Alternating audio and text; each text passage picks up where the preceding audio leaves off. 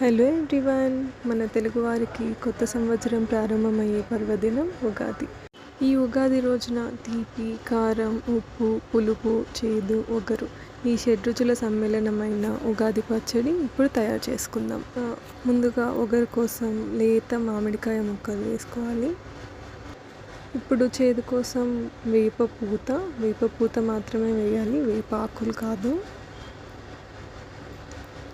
మళ్ళీ తీపి కోసం బెల్లం. ఇప్పుడు కల్లుప్పు వేసుకుందాం. తర్వాత కారం కోసం మిరియాల పొడి వేసుకుందాం. అథెంటిక్ ఉగాది పచ్చడిలో మిరియాల పొడి మాత్రమే వేయాలి, వేరే పచ్చిమిరపకాయలు ఇటువంటి కారం వేయకూడదు. ఇప్పుడు పులుపు కోసం ముందుగా తీసి ఉంచుకున్న చింతపండు రసం వేసుకోవాలి. ఇప్పుడు ఈ 6 పదార్థాలను మంచిగా ఉప్పు, బెల్లం అంతా కరిగే వరకు బాగా కలుపుకోవాలి.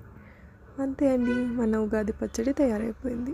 ఇప్పుడు ఈ ఉగాది పచ్చడిని ముందుగా భగవంతుడికి నివేదించుకొని ఈ కొత్త సంవత్సరంలో ప్రజలందరికీ భగవంతుని ఆశీస్సులు లభించాలని కోరుకుంటూ అందరికీ శ్రీ విశ్వావసునామ సంవత్సర శుభాకాంక్షలు.